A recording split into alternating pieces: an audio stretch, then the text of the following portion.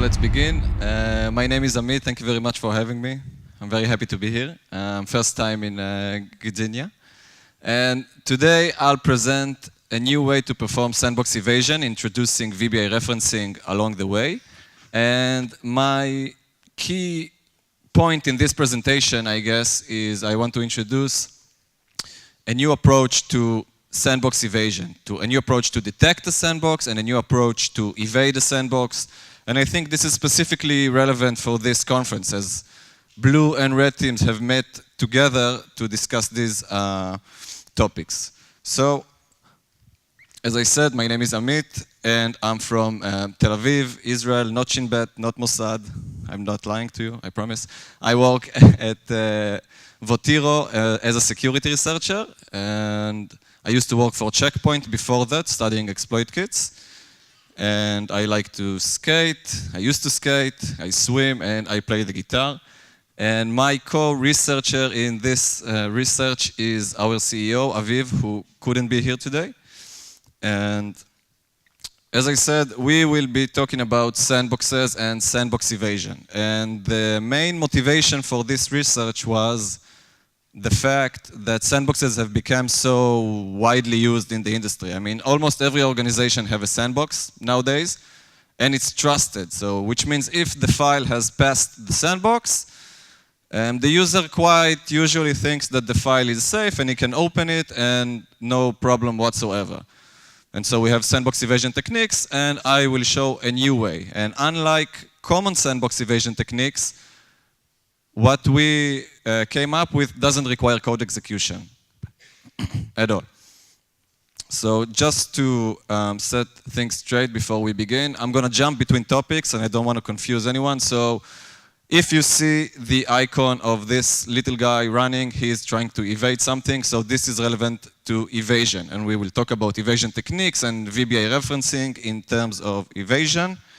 And if you see this magnifying glass, it's about detecting a sandbox. And we'll talk about that in a sec.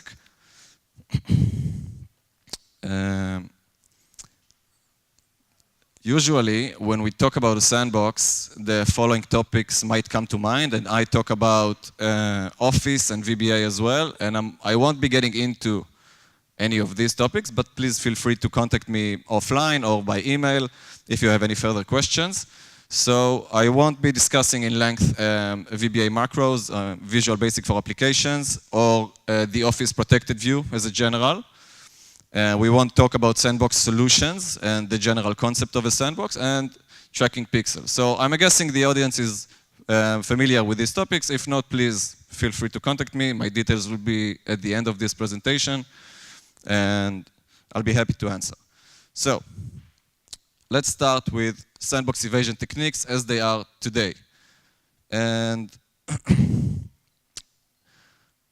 at the beginning, there were just malware, right? And everything was fun. And then sandboxes have begun to being used in the industry, and malware authors have begun to use sandbox evasion techniques.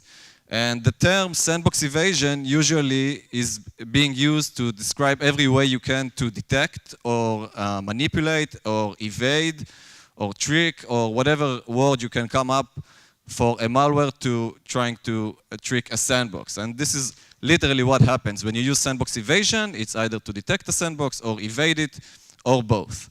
So let's go over some of sandbox evasion techniques as they are being used today. And I'm actually quoting a very good presentation from first conference, 2017. It's called Countering Innovative Sandbox Evasion Techniques Used by Malware.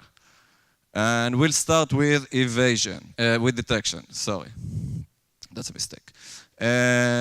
Okay, so usually sandboxes are virtualized products. It's being used on incoming files on the inbound traffic to the organization in order to prevent malicious files from entering the organization. So you set up a virtualized environment and you let the files execute in this environment.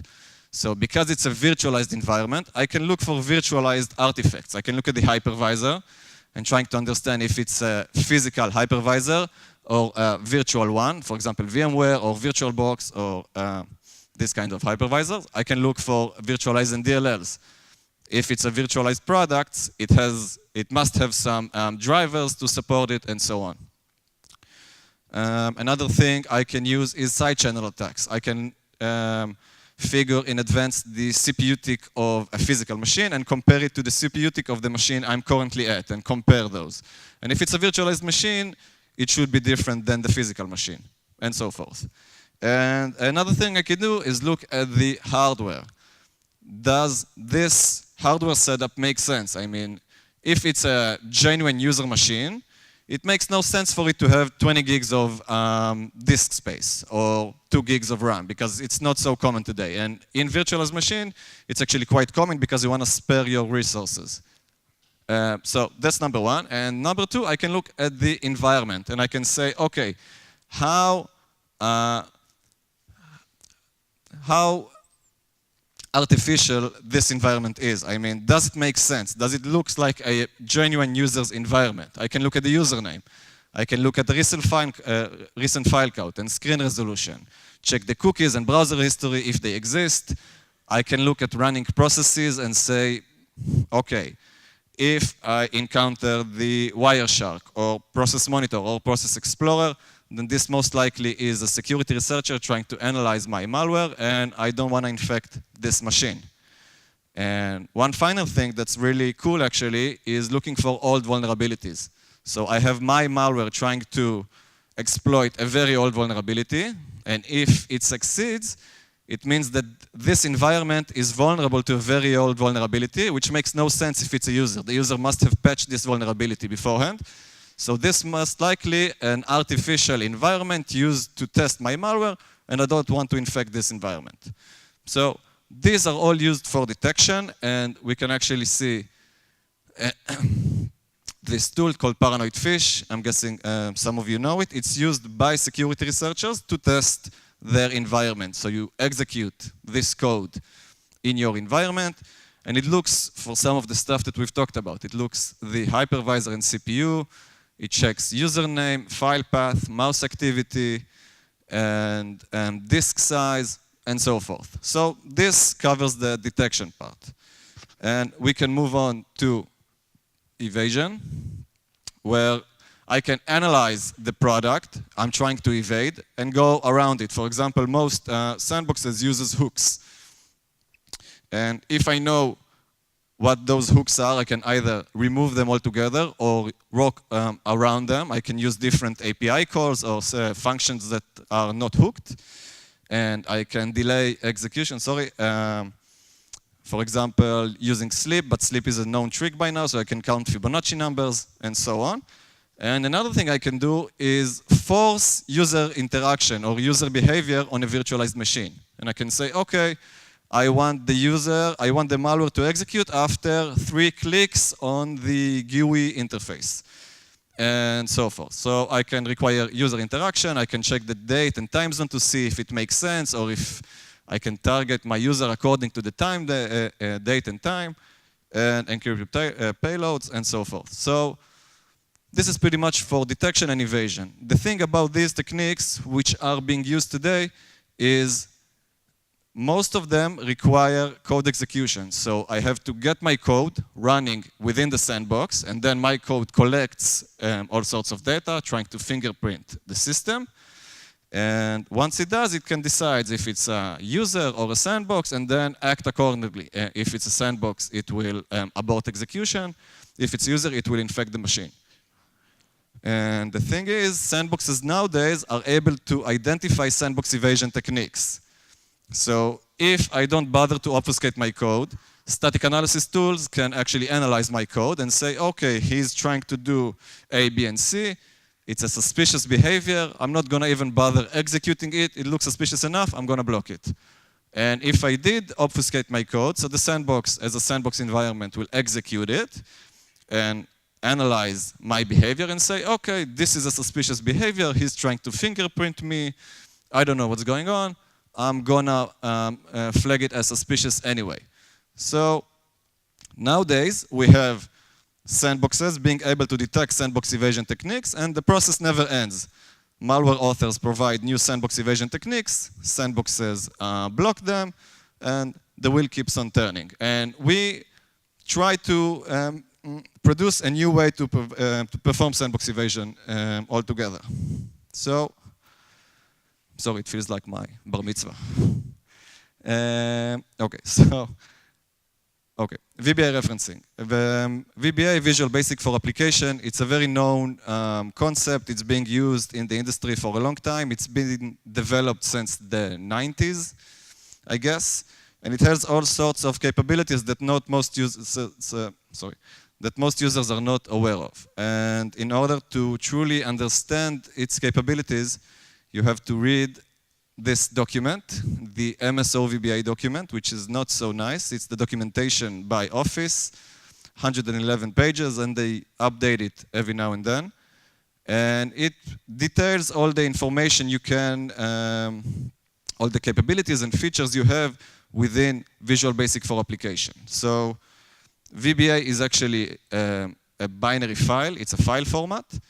And if we talk in regards to Office products, we have the VBA project.bin, which is a binary file embedded within Office files, which provides the VBA capabilities. So we went and we looked in the MSO VBA, which was not that pleasant of a task, but we did it. And we were surprised to know that we were not actually the first one to look in this document, big surprise. And Mr. Haifeli, I hope I pronounced it right, in his presentation, the analysis of attack surface of Microsoft Office from a user perspective. In this presentation, he details a very cool remote code execution because it appears that VBA projects can be pointed to automation type libraries, which is, let's call it a DLL for a lack of a better name. You can point your VBA project to this library. It will be fetched and loaded, and it can actually get the execution flow. And then effectively you get code execution. So this is what he had discovered, and he details in his presentation the life of this vulnerability, because it has been known for a while, and Microsoft has decided not to fix it. And once he was able to exploit it, Microsoft has decided to fix this. So we did the same. We went into this document and we had a look around, and we found something else that we found some curious to us, and it's actually references. So VBA, Visual Basic for Application, is based on Visual Basic, and my guess is that Microsoft aimed to make VBA a sort of programming language just like any other programming languages. And they can use referencing, and so why not have VBA use referencing as well? So this is this capability. You can point your VBA project into a remote VBA project and have it fetched and loaded, and then you can use its code as your own. So this is what it looks like. This is the actual text from the MSO VBA document. And this is what caught our eye. You can actually provide a path. It could be a local, relative, absolute, remote path. And there's actually no questions asked. I mean, no security. You don't have to test for anything. As long as it's available, it will be fetched and loaded, and you can use its code as your own. And we thought that this is quite interesting, and we've decided to explore a little bit, and we've begun doing some testing. So first of all, we went and tested Word, the word processor, which is heavily used in the industry. It's a very good candidate for infection, and we found out that it's not that reliable. I'm aiming to produce a reliable attack, something I can use without fear of it failing. So this is what VBA referencing looks like in Word. So you open the document and you are blocked by protected view, which is cool. And then you get a weird prompt and you get protected view again, which shouldn't happen, and then nothing happens. You can really tell what's going on in this document. And if this was the only case, I would say, okay, I can live with that, but it's not. I mean, you cannot predict what's going on. This is a completely different error. You open the document, you get a prompt, and after that, you'll have to disable protected view. So the thing is, I just cannot rely on Word to produce an attack. And moving on, we have PowerPoint, the presentation program. And VBA referencing actually works, and that's cool, but you get a very alarming security notice telling you, look, this document, we have identified some potentially dangerous elements within. It tries to do something, and if I was a user, I wouldn't open this document for myself. So I would disable macros and no attack. So no PowerPoint for me as well. And we went to Excel, and Excel works brilliantly. So you open the document, and protected view protects the user, and that's okay. But once you enable it, all good, and you get code execution. And we had a message box. And have a look, this is what the code looks like in the workbook. So this code is actually resides in the workbook. And it says call me function. And this function is not in here. It's actually in this fetched project, in this module. So VBA referencing works. It works very good for Excel. And we will use it later on in this attack. And the funny thing about Office is the fact that even though they were all developed in the same place, in Microsoft, in Office, and they are under the same suite of products, they have different divisions. So they have the Word division, they have PowerPoint division, and they have Excel divisions.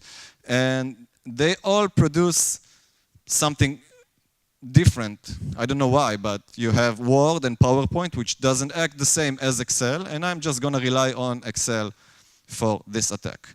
So what we have so far is Sandbox Evasion techniques require code execution, and we have VBA referencing allowing us to fetch and reference code from a different location. And we will use these to craft an attack. So maybe some of you have already thought about it. I can use VBA referencing to perform sandbox evasion somewhat. I can send a blank document which has VBA macros inside and uses VBA referencing. And so no suspicious code in the document that I send, and only suspicious code in the fetched document. And this might work on some sandboxes, but the thing is that eventually the fetched code will be executed within the sandbox, and the sandbox will identify it, and you still end up in the same loop. I mean, you have malicious code execution in the sandbox will detect it, and it leads to nowhere. So we thought, what if I can identify who's asking? If it's a sandbox asking, I'll reply with a benign piece of code, and if it's a user asking, I'll reply with a malicious piece of code. And then effectively, I'll have sandbox evasion. But in order to do that, I have to detect the sandbox. So just a few notes on a sandbox before moving on. Because sandboxes are so heavily used in the industry, and they inspect each incoming file, and this could be thousands or tens of thousands of files each day, you have to apply a set of rules. These are logical rules to prevent the sandbox from clogging your network. So first of all, the sandbox has to be automatic. I mean, no user interaction, no tinkering or messing with it on the user side. Once the file has ended up on the user end, it's safe. You can use it, no worries whatsoever. So that's number one.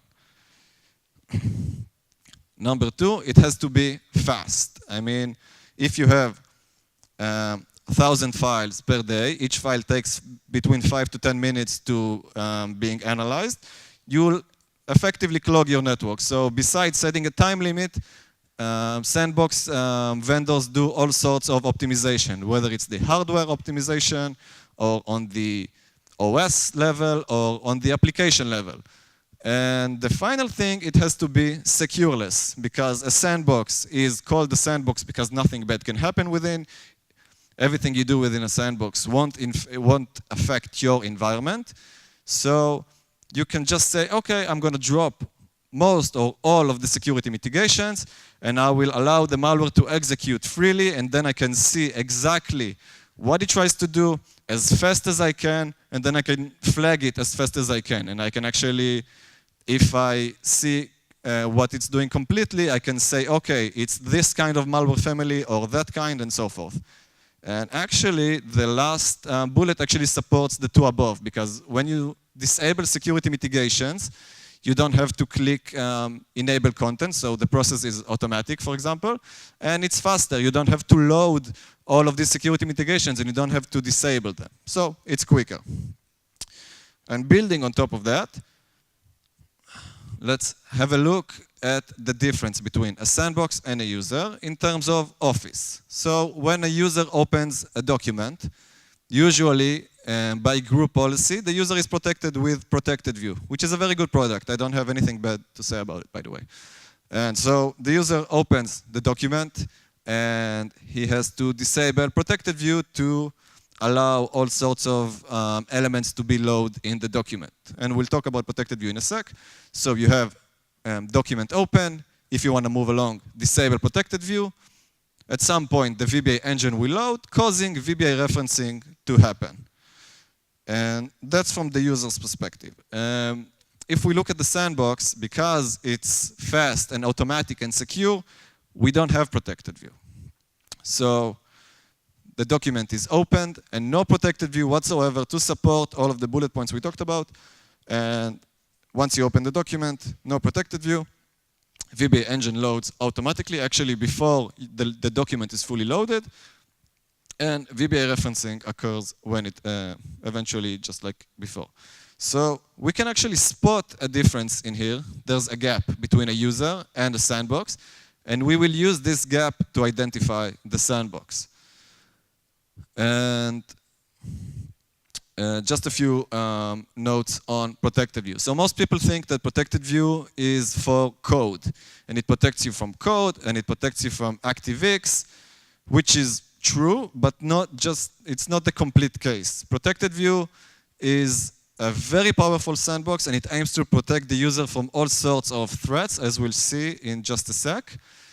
So first of all, it's not blocking code, it's disabling it. So protected view disables the VBA engine until you allow it, and it protects you from other elements as well. And this is what it looks like. This is from the documentation, from the Office documentation, and they describe why they block these elements as well. So we have images and images in Outlook, linked media, and data connections. Protected view blocks these elements from loading as well. And let's enlarge this. And they say attacker can send you a workbook or a document with an image within. And once you open the document, the image is loaded, signaling the attacker that you've opened the document. And so in order to protect you from these threats, protected view blocks these threats as well. Which is cool, I guess. But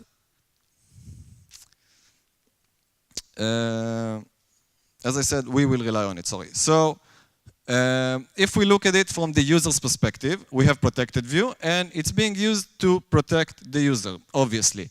But they don't want, Office didn't want to block the user's experience altogether, so they provided a two-step verification. So you open the document, and if the document contains suspicious internet files, could be images or linked media or data connections, these will be blocked, but you can release them first because they pose a small risk to the user. So Office gives you the option of be careful, files from the internet can contain viruses, yeah? Unless you blah, blah, blah, you can unlock protected view by enable editing, and then you can edit the document, and all of these elements, the images, the data connections will be loaded. So that's number one. And after you do that, protected view gives you the second option and telling you, okay, look, this document has some active content, could be code, could be ActiveX, in this case, for example, macros. If you trust the document, please enable content, and then you will have the full experience that this document has in store for you. And so this is a two-step verification. Once you open the document, you have nothing enabled. If you want to have a small experience of the document, enable editing. And if you want the full experience alongside threats from the macros and stuff, please enable content. So this is the user perspective. It protects the user, and it's doing a very good job. And if we compare this to the sandbox experience when you open the document, you'll see that it's completely different. And not just different, it's completely the opposite. So the sandbox opened the document. There's no protected view whatsoever. And I've placed these images grayed out because they are not applied. I just want to show you the order. When you open the document, without protected view, the VBA engine actually loads in advance before the document is fully loaded in order to make Word load faster or for all sorts of optimizations, I'm not sure. So, in fact, what you will get when you have protected view disabled is first the load of the VBA engine, then the document would load, and then you will have all the content within the document being loaded as well. So, if the user has enable editing and enable content, the sandbox will see enable content and enable editing. And it's this difference that I'm gonna rely on for my attack. And I need to use, and you'll understand what I'm talking about just in a sec, I need to use these two prompts for my detection scheme. And as Microsoft kindly suggested, using images, I will use an image. It will be used as some sort of a tracking piece, sorry. And let's craft an attack out of this. So imagine me, I'm an attacker. I'm an attacker and I want to craft an attack based on these facts. So I craft a document and I send it to the user, and this is what it looks like from the sandbox perspective. So the sandbox opens the document and there is no protected view. The VBA engine loads immediately before the document is loaded, causing the VBA referencing to happen. And this causes requests to fetch the VBA code. Once this is done, the document is loaded, and it will load the rest of the content. In this case, it's an image, for example. And so this is the sandbox, and protected view is disabled. And if we talk about the user, it's completely different. So we have protected view enabled. This is the log sign in here. And the user opens the document. So this document contains nothing at the moment. Everything is blocked. You can't do anything about it. If you want to do something, please click Enable Editing. And most users click it. They just do. So you get the suspicious internet files first. In this case, the image. Now, if you want to have the full experience of the document, if you trust it or whatnot, please click Enable Content, causing the VBA engine to load, VBA referencing happen, and actually fetching the remote VBA code. So we can spot a difference in here. This is what it looks like. If it's a sandbox, we'll have VBA code and then image. If it's a user, completely different. We have an image and then code. So as an attacker, I craft a document which tries to load an image and the VBA code from my server, and I host these two files, and I just send the document and sit and wait for the requests to arrive. And this is the logic behind the attacker's server. So if the attacker is witnessing requests for the VBA code before requests for the image, so VBA before the image, then it must be a sandbox, right? And if it's the other way around, if you see requests for an image before requests for the VBA code, then this must be a user, image and then VBA code. So I can get a very reliable verdict basing on these requests, on the order of the requests. So I'm intercepting the requests, and I'm looking at the order, and I can decide which is which. So I have my verdict, and this is the detection part, and the detection part is now over, and I'm moving on to evading the sandbox. So I'm intercepting the requests, and the user, the victim, is waiting for me to reply with the image and the VBA code. So in this part, once I have my verdict, I can say, okay, if the verdict is a sandbox, I will reply with a benign VBA project. It will have nothing in it, it will do nothing, and it's not suspicious at all. And if it's the user, which I want to infect, I will reply with a malicious VBA project. And I won't tell you how I did this. It's a top secret. It's not at all two documents with the same name that I'm simply swapping between them before allowing the packet to go through. So this is from the sandbox point of view. So the sandbox opened the document, no protected view, VBA referencing happens. Requests go to the attacker's machine asking for the code. The attacker asks himself, okay, have I seen the requests before or after the image? He says before, and so the victim gets the happy piece of code. Nothing bad, nothing suspicious, everything is good within.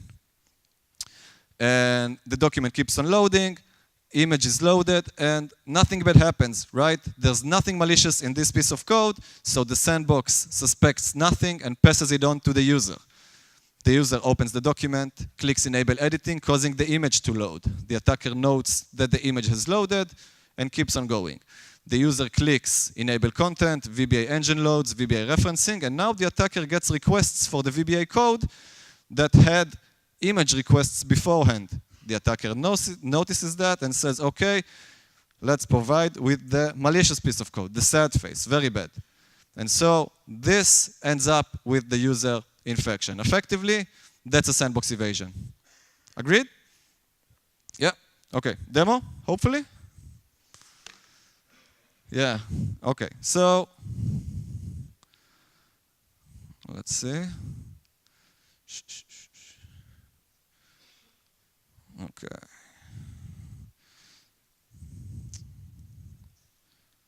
Hold on, hold on. Okay, so I have my attacker's machine right here, intercepting, waiting for requests.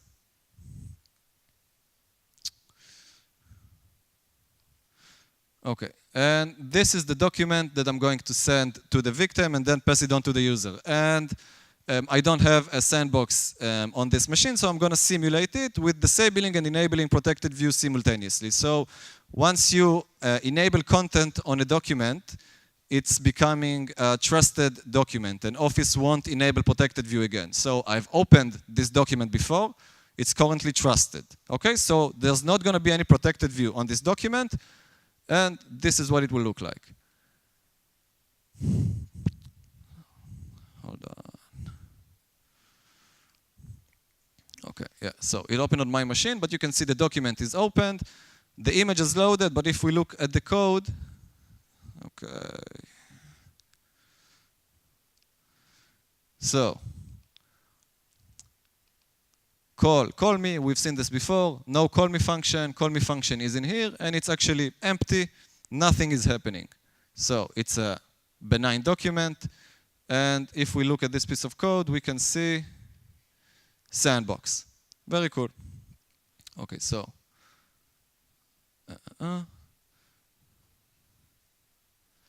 let's change the name of this document. And okay.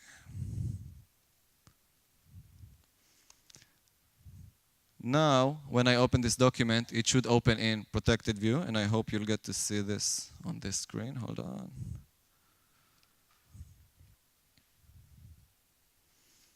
Okay, so protected view enabled. The document effectively does nothing at the moment, and you can see the linked image cannot be displayed, blah, blah, blah. So let's enable content, enable editing, sorry, and the image has loaded. That's very cool. If you trust the document, it has macros in it, enable it. So we enable the document, and we've been hacked. Let's have a look at the code.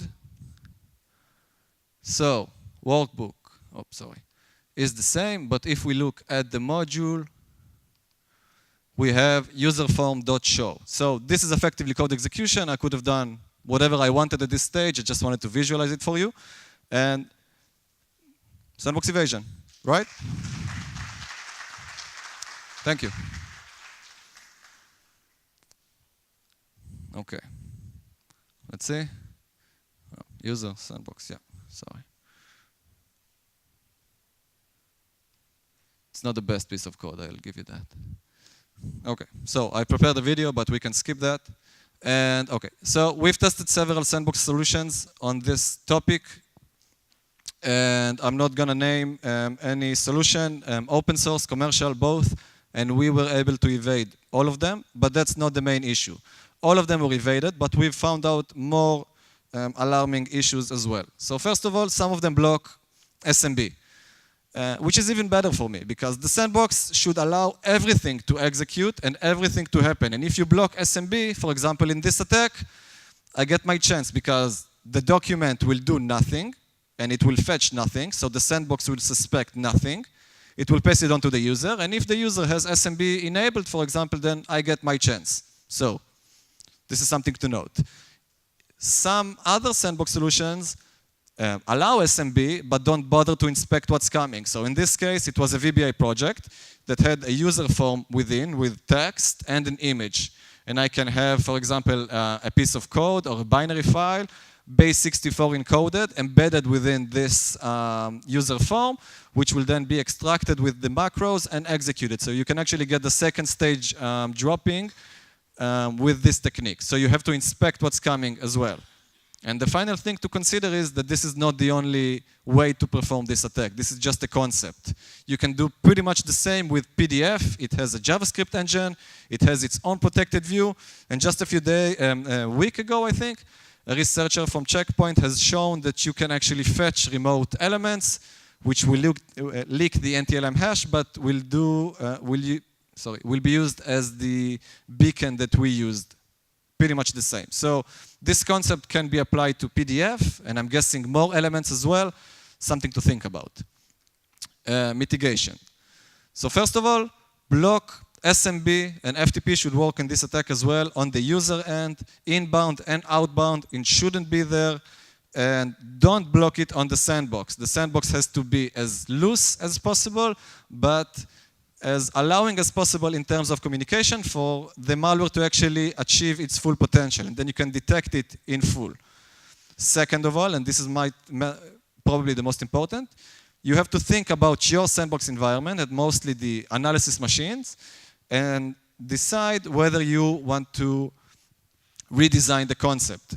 It will cost you, because if you enable protected view, you will have to pay with automation within the analysis machine and time costs. This is usually applied at the vendor side, but you have to think about it. One other thing you can do is restrict internet access from Office or PDF in this case, because I don't see any reason for Word or Excel documents to reach online targets, but that's maybe just me. And one final thing you can do is shift. Instead of detecting malicious behavior, you can move to content disarming and reconstruction, where you take the file and you strip it from all of its elements, and then you reconstruct it according to the specification, eliminating the malicious and suspicious part out. And so the user gets the same file, and no interruption, it takes less time, and the whole user experience remains the same. So it's something to consider. And so we talked about sandboxes trying to avoid becoming a bottleneck, and so they disable security mitigations, and we talked about VBA referencing enable us to fetch code from remote machines, and we combine these two to achieve sandbox detection, server-side sandbox detection, and sandbox evasion.